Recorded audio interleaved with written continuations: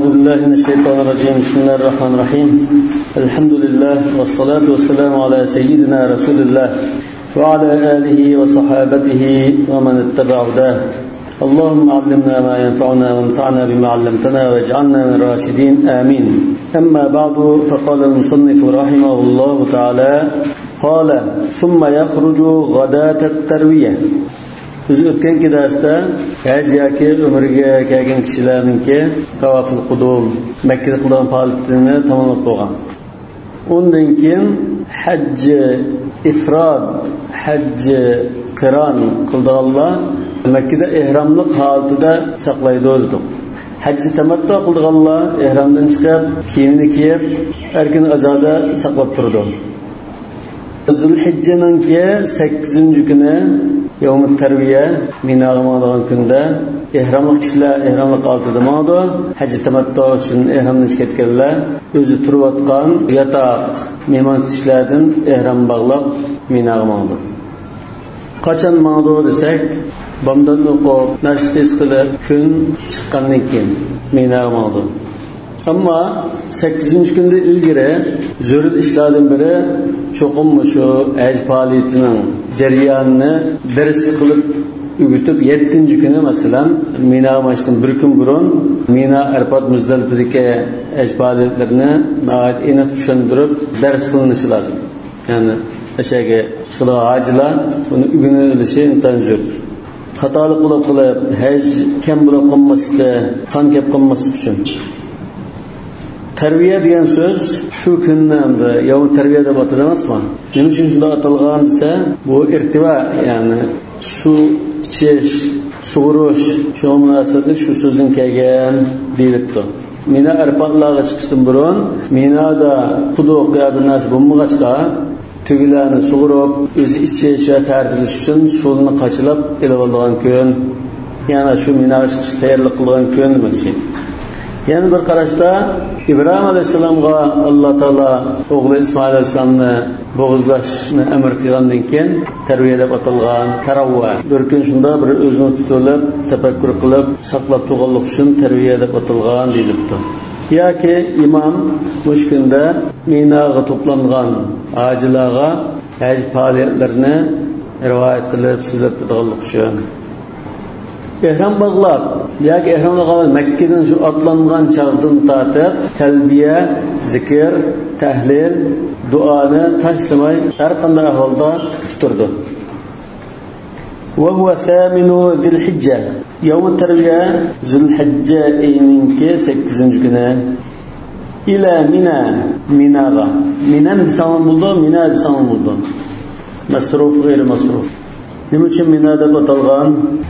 Lug'at ulamolarninki mashhur qarashida Minada qurbonlik va hadiya mollarninki qini ko'p iqtildigan bo'lishqa, ya'ni tunna iqtildigan degan ma'noda qon ko'p iqtildigan joy degan ma'noda kelgan. Yana bir qarashda Odam alayhisalom Jibril alayhisalomdan ayrilgan chaqda biror tilakim bo'lsa tilagan degan chaqda men jannatni tilayman degan. Yani atamanna al-janna.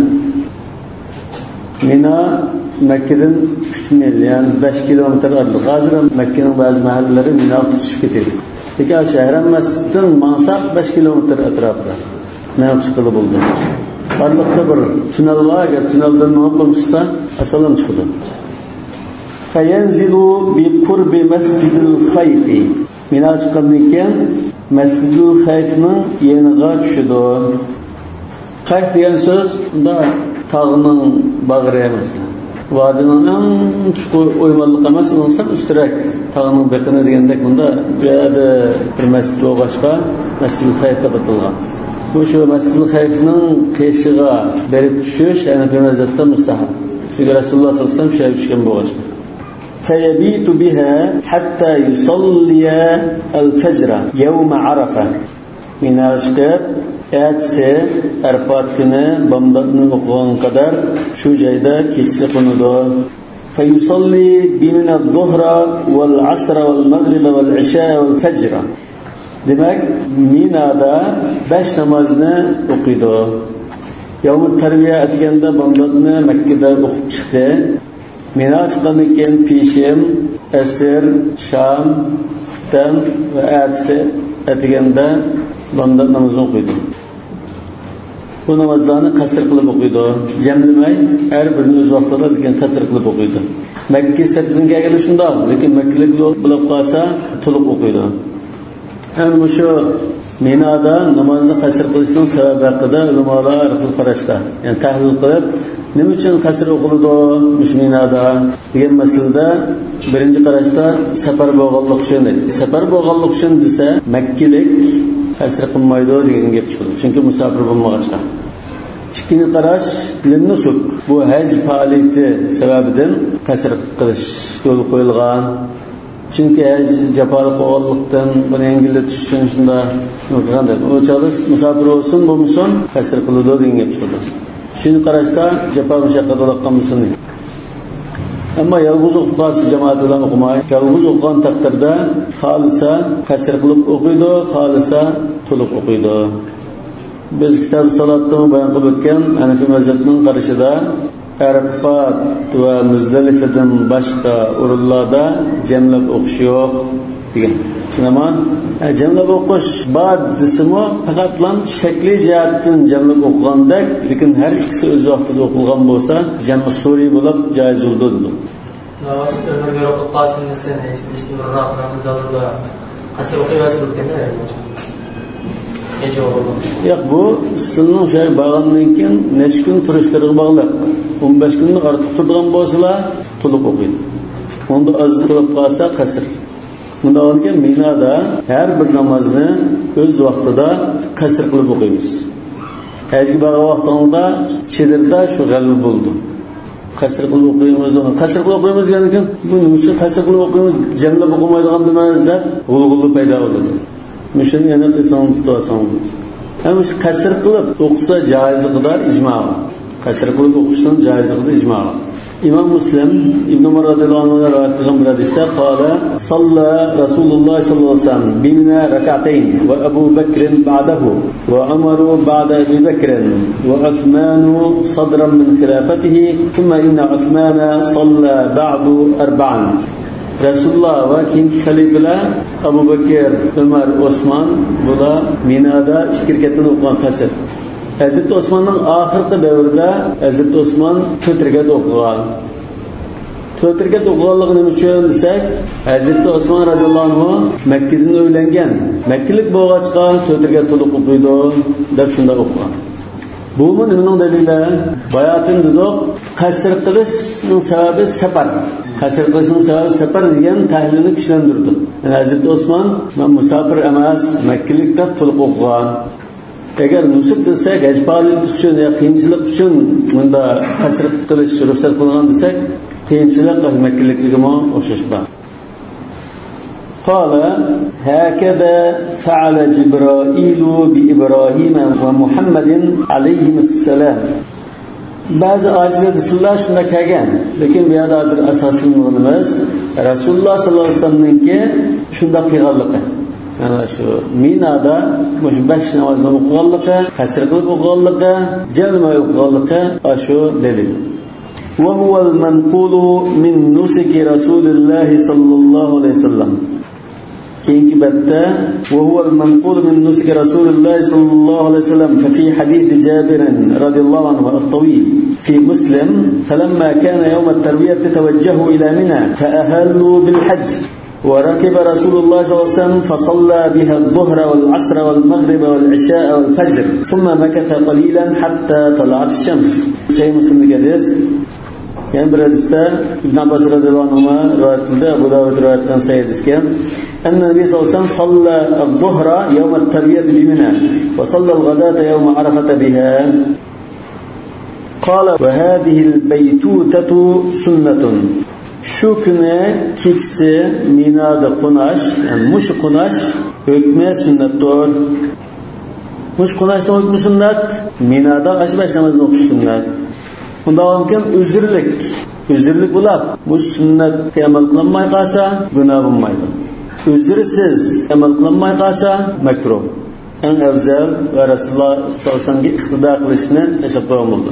Hozir mutavvif maktablari, ya'ni tavaf ishlarini bajargan shirkatlar hojlarni Minoga chiqmay, bu 9-kuni aytganda Arafotga tashlatdi. Yani bu sünnetni terk etyaptilar. Chiqim ketdi, avarchilik qildi deb sunnatni terk etdi. Sünnet deganlikan kechsi Minoda qo'nashni terk etib qolsa, kechsi qo'nmaydi. Makkadan chiqmaylam, udul Arafat chiqib qoldi 9-kuni. Bunda qilgan taqdirda qon kelmaydi. Faqatlam bu yaxshi qilmagan bo'ldi. Makruh ishni qilgan bo'ldi. Yani bu sünnet deyişiler, mesela hiç işlerde bu sünnet kan kelmeydi deyişiler, onu kılmasın oldukken, bunda işken de bunda şunu kaçak olmaydı. Yani biz Resulullah sallallahu aleyhi ve sellem'in ilgiler, ergişimiz, de İbrahim aleyhisselam, Resulullah sallallahu aleyhi ve sellem'in kıyığında kılman da bağadan boğanırken, kıyığında kılıç lazım. Bu mühim işlem. Yani bir taraftan bunda değişik oldu. Minoda qo'nash Arafat günü üçün bütün vücudunu tayyorlashga iborat. Tantarbiya chiqadim, boshda 15 badanni qizdirdi o, shunga o'xshash.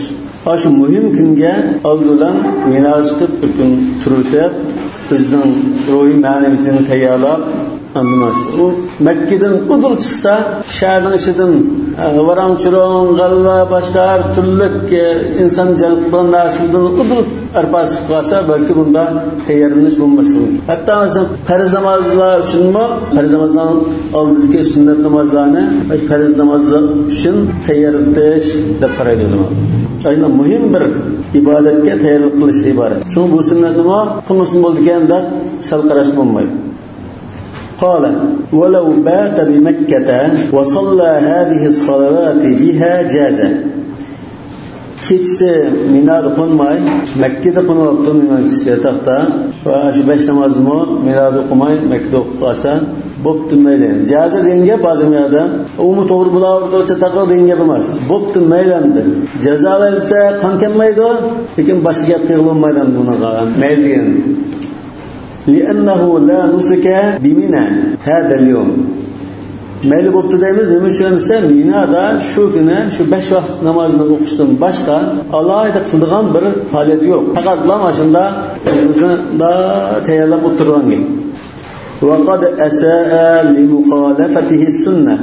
Sunnatga xiloflik qilganlik uchun yaxshi qilmagan bo'ladi. Mekke'de şu musafir olsa kasır kıldı, mukim olup kalsa tutup okuydu. Şu yatakta nasıl Kaç 5 namazını okuyan çağda, şu namazdan sizin kasır kıldığınız olup kalsa, şu kişi musafir olsa kasır kılıp okuydu. Eğer musafirine hükmü olmasa tutup okuydu. Şu neç gün turuşu bağlı. Yani bir mezarın karşı 15 gün bağını artık turman da kalsa, Mekke'ye gelse tutup okuydu. Başka acılar mı şundan?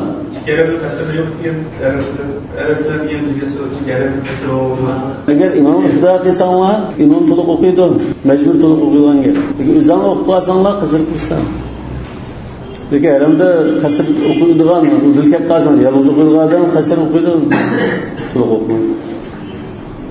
ويقول عند نزوله بمنى Minoga tushgan vaqtida mushunda duo qiladi. Allohumma hadihi Mina. Ey Allah, mana shu Minodir. Va hiya mimma mananta biha alayna min al-manasik. Bu Mina bizga ihson qilib ato qilgan haj faoliyatlarining jumlasidan, o'sha qo'nash, o'sha turish va shunday faoliyatni qilish bizga o'zlari ato qilgan haj faoliyatlar jumlasidan. Famnun alayya bima mananta bihi ala ibadika as-salihin. Shuna mana salih bandalarga ato qilgan xayr ihsondan ato qilg'aylar deb duo qildi. Va shunga o'xshash mazmundagi yaxshi duoni qilsa bo'ldi. Bu duolar salaf solihlar, ulamolarimiz, kattalarimiz qilgan duo mazmuni yaxshi. Lekin hadislar kelmagan, shu mazmunda va shunga yaqin mazmun duo qilsa bo'ldi demoqchi. Yani bazı kitaplarda moşunun katıp Allahümme inni a'udhu bike minel hirmani vel musibeti fi dini ya erhamer rahimin diyeceğine bazı kitaplarda Allahümme iyyâke ercu ve leke ed'u ve ileyke ergab Allahümme belligni salih ameli ve aslih li fi zürriyeti amin. Muşunda duanı kılıdığı değil. قال ثم يتوجه إلى عرفات. Yani 9-cı günü bandını o'qib bo'lgandan keyin, kun chiqqandan keyin andın Arafatga yuzlanib mangdi, yurish qilib ketdi. An Jabir ibn Abdullah radhiyallahu anhu fi sifati hiccetin Nebi sallallahu aleyhi ve sellem. Jabir ibn Abdullah radhiyallahu anhu Rasulullah sallallahu aleyhi ve sellem'nin haccetil veda'da qilgan ajib faoliyatlarini rivayet qilgan uzun bir hadis var. Şu hadiste bunday kelgan: فلما كان يوم التروية توجهوا إلى منى فأهلوا بالحج وركب رسول الله صلى الله عليه وسلم فصلى بها الظهر والعصر والمغرب والعشاء والفجر ثم مكث قليلا حتى طلعت الشمس وأمر بقبة من شعر تضرب له بنمرة فسار رسول الله صلى الله عليه وسلم ولا تشك قريش إلا أنه واقف عند المشعر الحرام كما كانت قريش تصنع في الجاهلية فأجاز رسول الله صلى الله عليه وسلم حتى أتى عرفة. Bu hadisin baş tarafını biz bayatını okuttuk. Mina'da şu 5 namazı okuydu. Bundan keyin banda to'g'andan keyin birdan to'xtatib kun chiqqandan keyin Rasululloh sallallohu alayhi vasallam Arfat tarafga yurib ketdi. 8 chedirdan birini Arfatga Namira degan joyga kurishga buyurdi. Kurashdan bo'lgan musulmonlar shu chaqda Rasululloh sallallohu alayhi vasallam Muzdalifaga berib to'xtaydi, Minada yurish qilib Muzdalifaga berib to'xtaydi deb o'ylagandi. Chunki biz o'tgangi darsda dedik, Muvattaning darsida dedik, ama Mekkelikler biz başka joylardan kelgan ayetini qaraganda alohida biz hummuslardan biz o başka yerden kelgandik Arfatda turib qilishimiz shu Mash'aril Haramdan to'saq bo'ldi. Ya'ni Mash'aril Haram ahli haramdan sirtib chiqishimiz bo'ldi degandek shu Muzdalifadan turib o'tdi. Rasulullah Mina'da Muzdalifaga borgan chaqda Qurayshdan bo'lgan musulmonlar aqshan shu burunqidek Quraysh Muzdalifada turgandek eşya turdi deb o'ylagan vaqtida Rasululloh sallallohu alayhi vasallam Muzdalifadan o'tib Arfat ko'rib to'xtagan. Bu İslamiyatdan keyingi ahvol. İslamiyatdan burunmi Rasululloh sallallohu alayhi vasallam haj qilgan vaqtida Qurayshliklar masalan Muzdalifada turgan bo'lsa Rasululloh sallallohu alayhi vasallam Arfatda qoidalik joyda turgan. Sahih Buxoriyda Jubayr ibn Mut'im radhiyallohu anhu rivoyat qilsa, tugan yutib ketibmi bu joydan kelib, Arfatning qishida o'tsam shu kuni Rasululloh sallallohu alayhi vasallam aşağı turganligini ko'rdim. Bu Quraysh tusbiyan turganda da bayram qilgandim. Demak, Rasululloh sallallohu alayhi vasallam shu chaqda asli qoid bo'yicha turgan. Qurayshliklar ajnab faoliyatlarni ajnab o'zgartirib o'tgan. Arfatga kun chiqqandan keyin menish mustahab. Rasululloh sallallohu alayhi vasallam shunda qilgan bo'lgan. Ulamolar musabirdak mustahab deb qaraydi. Summa yatawajjahu ila Arafat. Arafat uchun Arafat deb atalgan. Arafat degan u ko'plikqa jam'u Arafa. Bu shu hojilar turadigan joyning ismi. Şu joyning har bir bo'ligi Arafa vel jam'u Arafat masruf. فإذا أفضتم من عرفات فاذكروا الله. Arafat deb atilishlik sabab chunki Adam alayhisalom dastlabki jannatdan tushgan vaqtida Hindiston tushgan, Havo onamiz Jiddaga tushgan. Keyin bular 40 yildan keyin, 10 yildan keyin Arafatda ketishgan. Shuna Arafat yani tunishgan, tepishgan degan ma'noda Arafat deb atalgan. Endi rivoyat bor. Qila Arafat tunishganlik uchun shunda atalgan degan qarashlar tahlillanadi. Kitobda shunda bor. Yana bir qarashda Jibril alayhisalom İbrahim alayhisalomga haj faoliyatlarini tunutib o'tib qo'ygan joy shu bo'lg'achqa Arafat deb atalgan. Yana bir qarashda Arfatda hojilar gunohlarni e'tirof qilib mag'firat tilaydigan joy bo'lg'achqa Arafat yani e'tirof qiladigan joy deb atalgan. قال ولأنه يحتاج إلى أداء فرض الوقوف بها في هذا اليوم.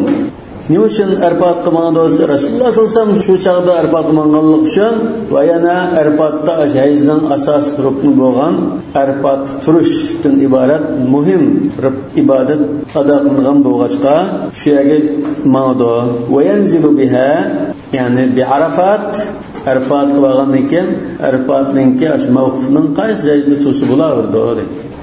Arfatningki shu Jabalur Rahma atrofi turish shu afzal. Bunun başıcağı tuzun buldu. Lekin Rasululloh sollallohu alayhi vasallam qanday qilgan? Namira degan joyga tushgan. Namira degan joyda masjid bor. Bu masjidni Ibrohim alayhisolamning masjidi, Masjidul Xalil Ibrohim deb ataydi.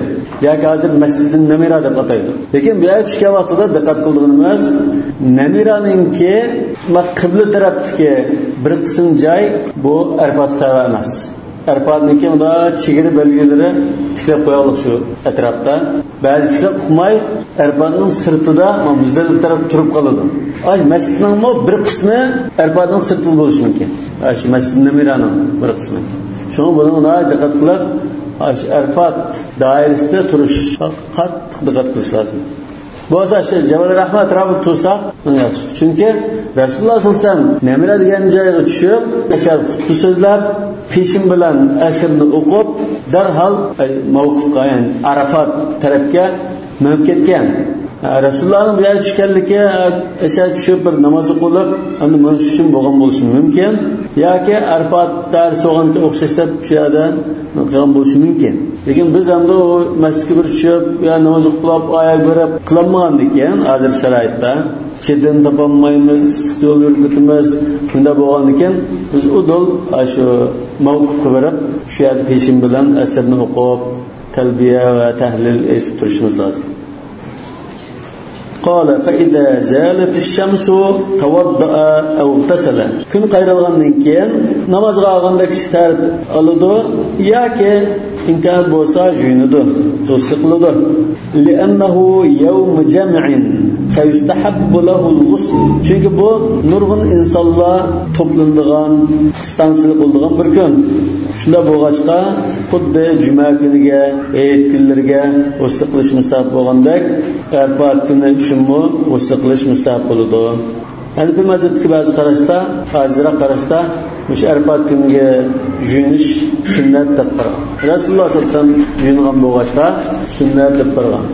Asas to'rt mazhab imomlar ittifoq. Mush kunda yuyinish mustahab, yoki tajovuzan mustahab, sunnat mustahab deydi. Şafii mazhabda Rasululloh sollallohu alayhi vasallam tushgan chog'i Namira degan joyga tushgan bo'lg'achqa, sen bu berib shu Namira degan joyga tushishni sunnat deb qaraymiz. Bizda o'xshash, ne tushsang bo'ldi deb qaraymiz. Ma kitobda yuyinishning mustahabligiga qiyosdan dalil keldi. Tamam? Unda qiyos ala yawmul juma val aydayn. Lekin bu vaqtda ba'zi asarlar kelgan Hazrat Ali radhiyallohu anhudan Ali radhiyallohu anhu lamma su'ila anil ghusl qala yawm al-jum'ati wa yawm Arafa wa yawm an-nahr wa yawm al-fitr degan. İmam Tahavi Şerh Ma'nil Athar'da, İmam Bayhaqi Sunan Kubra'da rivayet qilgan. Şeyh Albani Sanad Sahih degan rivayet qilgan kitob. Yani an Nafi' an Ibn Umar radhiyallohu anhu annahu kana yaghtasilu li wuqufihi ashiyata Arafa. Bu Muvatta'da kelgan. Ibn Umar radhiyallohu anhu Arafat maydonida turish uchun atgan Arafat degan kechda jo'natdi. Shu kecha Arafat kuniga tavamizmi? Arfatda turish uchun jo'natdi. Sunnat deganlar balki bu tarafdan sunnat degan bo'lishi mumkin. قال فإن صلى مع الإمام صلى الظهر والعصر بأذان وإقامتين في وقت الظهر. İmam bilan namoz o'qib qolsa, imom bilan deguncha imom kimni ko'rsatdi? Xalifatul muslimin, imomul muslimin, raisud davlat islomiyya deganda. Yoki shu imom tayinli, imom kelmaydigan bo'lsa, sizga imom tayinlagan imomul haj deymiz. Amirul haj deydi bu. Mesela Hazreti Ömer mu'inda haj keldi, Abu Bakr keldi, Hazreti Ali, Osmanlı keldi. Ular kelmagan chog'da boshqalarni emir qilib uyatdi. Şu imam yoki emir shu maqsad qilinishi imom degan. Yoki shular tayinlagan imomlar. Hozir bir joyda bir masjidlar hammadan biraqlam bir jamoatda o'qish imkoni bo'lmagan ekan, bu yerda o'qilgan bo'lsa, shu o'rinlarga tayinlangan imomlar. Endi hozir u yerga hammaga unda tayinlab bo'lmagan ekan, musulmonlar shu chedirlarda, hojilar shu chedirlarda o'zi tayinlagan imomga itoat qilib namoz o'qiydi. Ondan ki müşahede فَاِنْ صَلَّى مَعَ الْاِمَامِ yine Halifatul Müslümin yoki Halifatul Müslümin tayinlagan kumandan imom yengen. Şunu bilan birga namoz o'qib qolsa, sallat zuhra val asra peshin bilan asrni jamlab o'qiydi. bi azanin ve iqameteyni. İkisiga bir azan o'qiydi, ikki qatam ayrim-ayrim takbir tushirdi. Fi vaqti zuhri. Asrdimi peshin vaqtida peshin bilan birga o'qitdi.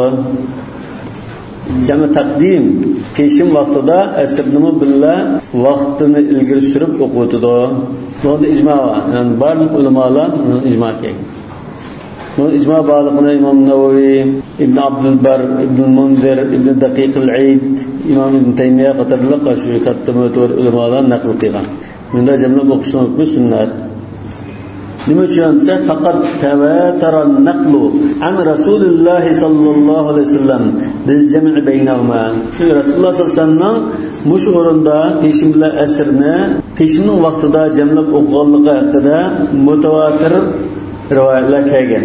Mesela astaqarsanlar İmam Ahmad Musnadda Abu Davud rivoyat qilgan hadisda İbn Umar radhiyallohu anhu rivoyat qildi. G'ada Rasululloh sallallohu alayhi vasallam min Mina hina salla subha fi sabihati yawm Arafa hatta ata Arafata fanazala bi Namirata wa hiya manzilu al-imam alladhi kana yanzilu bihi bi Arafa. Ana shu. Chunki haj emirlari shu joyga tushdi odatlar. Hatta idza kana 'inda salat az-zuhr raha Rasululloh sallallohu alayhi vasallam muhajjira. Peshin vaqtida kun toza qizg'an chaqda Rasululloh sallallohu alayhi vasallam berib fajama'a bayna zuhri wal asr. Peshin bilan asrni jamlab o'qidi. Thumma khataba an-nas. Undan keyin xutba so'zladi. Thumma raha fa waqafa 'ala al-mawqifi min Arafa. Undan keyin Arafatning turgan joyiga berib turdi. Ben de kaptesanlar beni namazdan keyin o'qidi degan nima chiqdi. Shunaman marvayat. Lekin xutbani Hanafi mazhabda juma namozida qilam namozdan burun o'qiydi. Jumhur ulamolar shunda qaraydi. Imom Malik baytin hadisga asosan namozdan keyin xutba so'zlaydi deb qaragan. Hanafi mazhab qarashida kun qayrilgandan keyin, peshin vaqti kirgandan keyin azan to'lindi, azan to'lgandan keyin imom xutba so'zlab, undan keyin namozni o'qiydi. Yani bu to'rt mazhabda mushunda, lekin xutbaninki ilgari keyin bo'lishda Maliki mazhab keyin deb qaraydi. Jabir radhiyallohu anhuning uzun bir hadisida kelsa hatta idza zaghatis shamsu amara bil qaswa faruhilat lahu فأتى بطن الوادي فخطب الناس وقال إن دماءكم وأموالكم حرام عليكم كحرمة يومكم هذا في شهركم هذا في بلدكم هذا. أشو مشهور خطبنا أشو نمرة ديان جيدا كيشما أسرنا وقشتم برون سوزلغان. Hanafi mazhab va jumhurning qarashida xutba ikki xutba bo'ldi. Arliqni jindek o'tirashidan fasil qilib, juma kunidagidek qilam ikkiga ayirdi. Hanbali mazhabning qarashida bir xutba bo'ldi, o'tirmaylar. Agar juma namozida xutba so'zlaydigan namoz o'qisa, juma o'qisa bo'lmaydi. Xutba jumaninki shart etdi. Namoz, lekin Arafatda xutba so'zlansa namoz joiz bo'ldi. Lekin shart emas. Jabir radhiyallohu anhuning shu uzun hadisida kelishicha summa adana summa aqama fa salla az-zuhra summa aqama fa salla al-asra wa lam yusalli baynahuma shay'an. Yani o'shada ikki qatim takbir tushganligi, bir qatim azon to'lganligi chiqdi.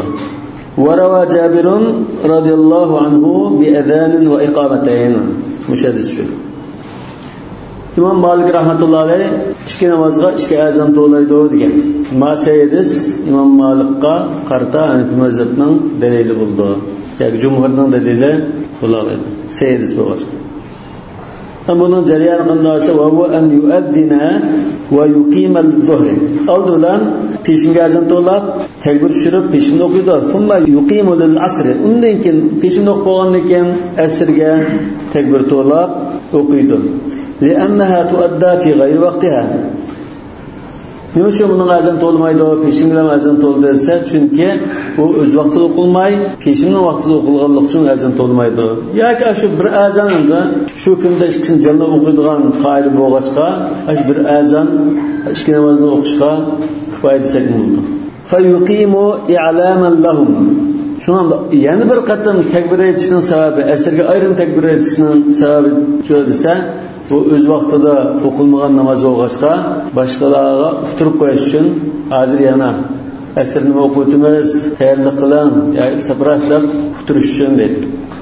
لأنه لو لم يقم çünkü ayrım tekbir şumsa asrga rubbama zannu annahu yatatawwa cemaat imam nafla namoz o'qiydi tuğan o'xshaydi deb o'ylab qolishi mumkin. Yani sunnat ya namoz o'qiymanda tuğan o'xshaydi deb o'ylab qoladi. Sala yashrauna ma'al imam shunda deb o'ylab qolishqa imomga iqtido qilib turmaydi namozda. ولا يتطوع بين الصلاتين ikki namozning o'rtada nafl namoz o'qimaydi sunnat ya nafl namoz o'qimaydi لأن العصر إنما قدمت ليتفرغ إلى الوقوف çünkü bu yerda asr namozi o'z vaqtidan ilgari surildi nima uchun desak Arafat maydoniga borib o'sha turish uchun ليتفرغ إلى الوقوف demasakmi mashaqqat masalan ta'tilishda olsun jamoatlar bijakli namoz o'qishda olsun boshqa tarafdan olsun bir qiyinchilik bo'lg'achqa jamlab o'qilgan desak bo'ldi bu yerda maydonga borib butun bakovlab turish uchun debdi agar maydonda namoz o'qib tursinmi shuni turishga bular chatoq yo'q فالتطوع بينهما يخل به شو arliqida nafl namoz o'qib qolsa shu maqsad to'liq ado bo'lmay qoladi. Sahih Buxoriyda Abdullah ibn Umar radhiyallohu anhu zamonida keyingi vaqtlar Xulafo Rashidin zamonidan keyin Hajjaj ibn Yusuf al-Thaqafi al-Hajjaj zolim Amir al-Hajj bo'lib bo'lgan vaqtida Hazrat Abdullah ibn Umar va uning o'g'li Salimni bilib bo'lgan. Xalifa Hajjaj shunda tug'ilgan. Abdullah ibn Umar nima deb buyursa shu bo'yicha qilsa deb gapini anglaysa deb topilgan. Hajjaj Arafat qilgan chog'da Abdullah ibn Umar radhiyallohu anhu bilan Salim kelib mayli vaqt bo'ldi degan. Kun chiqqandan keyin Arafat mayli degan. Shu chog'da Salim, ya'ni Abdullah ibn Umarning o'g'li Salim Hajjajga in kunta turidu sunnah fa aqsir al-khutbata wa ajjil al-wuquf. Sunnatga rioya qilsang, xutbani qisqaroq o'qib, namozni o'qiliblamga chiqib berib, Arafat tutgan. Ya'ni bu xuddi muhim ish shu Arafatda turishdan iborat, maqsad shu deganni ko'rsatdi. Faja'ala yanzuru ila Abdullah. O'g'li agarni qilgandan keyin dadisqa qarab turdi. Shunda qilsam bo'lamdi, ruxsat olgan shaklda. Falamma ra'a dalika Abdullah qala sadaqa. O'g'limning degan gapi o'zi qilsa deb tasdiqlangan keyin undan tushundim. Bundan bu ikki namozning oraliqida namoz o'qimaydi. Yani farzni garchida o'qitib bilan muhim bo'lgan shu vuquf ishini qilib olaman demoqchi. Agar oraliqda namoz o'qib qolsa makruh bo'ladi. Bu hamda qachon namozni o'qitib bilan masjid namira deganda keyin namoz o'qitib mavqifda berib aşağıda turvalli degan chaqda agar hozir biz degandek hozir sharoitdek udul shu mavqif qilib chetirib tushsak namoz o'qib tursinmi shu o'qib faqumu lillahi qanitin deganni bizning uzun turishdi zaman duo qilib turishak uzun turishdi agar orliqda sunnat o'qib qolsa Hanafi mazhabining qarashida ash imom bilan ashunda namoz o'qib bilan mavqifga berib turadigan holatda orliqda sunnat o'qilib qolsa bu chog'da makruh bo'ldi. İmam mu cemaat mu hammasini qilib orliqda sunnat o'qib uniki o'qigan bo'lsa ikkinchi azonni shu asrning azonini qayta to'laydi. Arliq sunnat o'qimasa aqaqdan takbir tushirib azan to'limaylam o'qitdi. Asrga azan to'limaylam o'qitdi. Qala va in salla wahdahu salla kull wahidatin fi vaqtiha. Agar u imomul muslimin bilan o'qimay yoki imomul muslimin bilgan imom bilan birga o'qimay yolg'iz o'zi o'qib qolgan ahvolda har bir namozni o'z vaqtida jamlamaylam o'z vaqtida o'qiydi. Nima uchun desa, bu yerda shart qilingan ba'zi shartlar to'liq bo'lmay qoldi. Rasululloh sollallohu alayhi vasallam jamlab o'qigan, lekin qanday sharoitda Rasululloh sollallohu alayhi vasallamga iqtido qilgan jamoat bilan ehromli holatdagi Rasululloh sollallohu alayhi vasallam imom muslimin tashnama, imomimizga iqtido qilgan holatdagi ehromli kishilar bilan ashunda jamlab o'qigan. Bunda shartlar bor. İmamul muslimin bo'lishi, ya uning belgilab qo'ygan imom bo'lishi, ikkinchisi jamlab o'qilgan kishi ihramli holatda bo'lishi lozim degan yani mazmun ikki shart bor. Rasululloh sollallohu alayhi vasallam ash jamoat bilan jamlab o'qigan chog'da qanday ikki shart bor edi. Bundan keyin sizmi shunda bir kengchilikdan bahramand bo'lay desangiz, Rasululloh va shu chog'da Rasululloh bilan aytilgan sahobadak sharoitda bo'lsangiz bahramand bo'la olasiz. Unda bo'lmasangiz o'z vaqtingizni o'qiysiz. Hanafi mazhabining qarashida Arafotda peshmili asrni jamlab o'qishning sharti bor. U bo'lsa imom bo'lish lozim. Yani imom Muslim yoki shuning o'rnida turadigan belgilangan imom. Ikkinchisi bular ihrom bog'lab qo'ygan bo'lishi lozim. Ihrom bog'lamagan birisi u bundan bahramand bo'lmaydi. Shuna bu shartga asosan aytgan namozning birisini yolg'iz o'qigan odam bo'lib qolsa, masalan asrni yolg'iz o'qigan odam bo'lib qolsa, o'z vaqtida o'qiydi, u peshimli vaqtida o'qimaydi. Yoki ihromsiz o'qigan odam bo'lib qolsa, u har ikkalarini o'z vaqtida o'qiydi. Ikki namozni jamlab o'qisa ruxsat yo'q. Lekin sahiban va jumhurlar bular yolg'iz o'qigan kishimi jamlab o'qisa bo'ladi deb qaraydi. İmam Tahavi, yani bu mazhab İmam Tahavi şu sahibenin karışını tanıgan. İmam Bukhari Seyyid'e muallak halatı rivayet kılışça İbn Ömer radıyallahu anh kana iza lam yudrikil imama yevme arafata cema'a beyne'd-duhri ve'l-asri fi menzili. Fi menzili degan şu Arafat'taki çedirler demek. İbn Ömer radıyallahu anh yalnız olsun cemlab o'qiydi ekan. Sahibenin ve cumhurning delili şu. Yani bir mazhabdan delil şu. Mesela Allah Teala inna-s-salate kanat alel-mu'minina kitaban mawquta dedi. Vaqti belgilangan uyan bilan qilib o'tmaysan. Yani faqat Rasululloh sollallohu alayhi vasallam bunday holatda vaqtini surayotgan bo'lsa, sen shu holatda bo'lsang, vaqtini suralaysan. Bu holatda bo'lmasang, vaqtini suramaysan. Rasmiy salafiylik etma. Salafiylik ise menajment. Rasululloh bunday holatda bunday qilgan, shu holatda shunday qilsin. U boshqa holat bo'lsa, boshqa shunda. Masalan, duoda qo'l ko'tarsa, sodirib sağolundir emas. 3 o'rinda duo qilgancha qo'l ko'tarsam bo'ldi. Rasululloh shu 3 o'rinda qo'l ko'targan. Masalan, Uhud jangda, unga istisqoda, zaman qavrdan qishda masalan. Shu o'rinda qo'l ko'tarsa, boshqa duo qilsam qo'l ko'tarmaysa deganda kanda qarishi bor. Chunki boshqa duo qilgan qo'l ko'tarmagan. Mana shuni o'xshab ketilgan bir tavajjuh. Mana وقال أبو يوسف ومحمد رحمهما الله يجمع بينهما المنفرد yalnız o'qigan kishi bo'lsa-mu ikki namozni jamlab o'qisa bo'ldi Arafatda. Li'anna jawazahu liyatafarraga lil-wuquf. Chunki namozni jamlab o'qish bu yerda namozdan farg'ulab Arafat maydonida uzun turishdan iborat. Ve yamtadda vaqtuhu. Turishning vaqti uzun bo'lishi uchun. Val kullu fi zalika sawa. Yalnızdan o'qigan kishi bo'lsin, jamoat bilan o'qigan kishi bo'lsin, hammasi bu masalada o'xshash. Bu sahibanninki dalili. Bayatım biz degan İbn Ömer radhiyallohu anhudan kelgan muallaq rivoyatmi dalil bo'lishi mumkin. Chunki İbn Ömer radhiyallohu anhu Rasululloh sollallohu alayhi vasallam ish izlarini aynan qilishga kirishgan sabitda. قال ولأبي حنيفة رحمه الله أن تقديم العصر على خلاف الأصل. İmam Ebu Hanife rahmetullahi aleyh'in delili esrini öz vaktinden ilgili sürüteş bu asli kaideye zıt. Asli kaide inna salata kanat alel mu'minine kitaben mevkuta. Her bir namazdan ayrım belgelenen vakti battı. Müşahede kaideni buzuplan ilgili sürütildi. لأن الأصل أداء كل صلاة في وقتها. Lakin xalafnahu fima warada bihi şer'a. Lekin Rasululloh sollallohu alayhi vasallam shunda qilgan bo'lg'achqa, shariatda shunda kelgan bo'lg'achqa, biz asli qoidani tashlab boshqacha amal qildik. U bo'lsa qanday holat? Ikki holat. Biri va huval imamu fi salatayn. Yani ikki namozda imom bilan o'qigan ahvolda asrni ilgari surutsa, Rasululloh shunda imom va jamoat namoz o'qigan ahvolda surayotgan.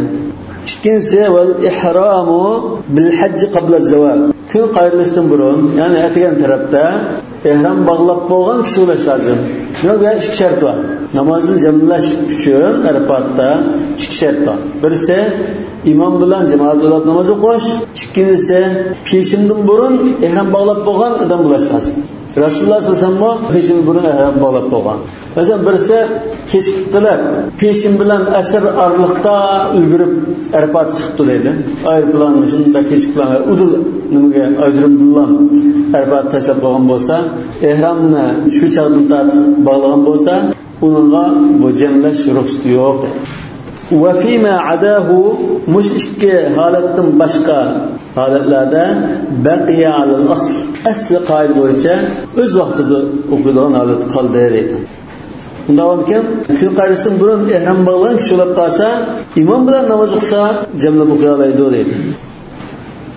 Agar peshindan burun ihrom bog'lamay, undan keyin ihrom bog'lash uchun jamlab o'qisa bo'lmaydi. Çünkü jamlab o'qish qiyosga zid holatda odatdan tashqari yo'l qo'yilgan. Bundan keyin shariat ilib kelgan shartlarga to'liq rioya qilish lozim. Yani bu mazhabning shartlari yana birisi asrni o'z vaqtidan ilgari surib o'qish uchun unda ilgari o'qigan peshin namozi to'g'ri bo'lishi lozim. Peshin bilan asrni jamlab o'qidik jamoat bilan. Lekin peshinda xato chiqdi, xato qildik. Yani qayta o'qigan bo'lsa, qanday bo'ldi?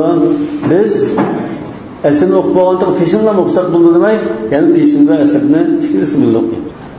Yani bu jamlab o'qishning bir sharti oldingi peshin to'g'ri bo'lishi lozim. To'g'ri bo'lgandan keyin asrni uning oxiri bilan agashtirib vaqtini surib bilan juplab o'qiyotdik. Agar uning oldidagi peshin to'g'ri bo'lmagan bo'lsa, bu vaqtni surib o'qigan asrmi to'g'ri bo'lmaydi.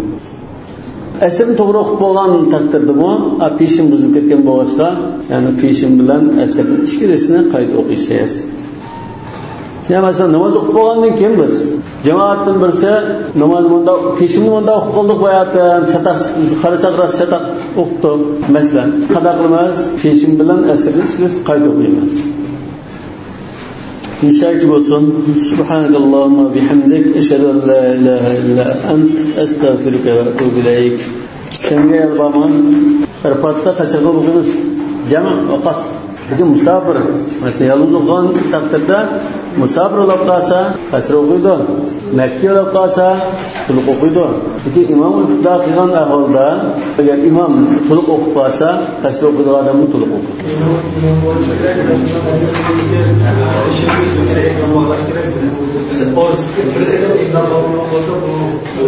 Shu odamninki asrni vaqtidan burun jamoatga aytib o'qish to'g'ri emas.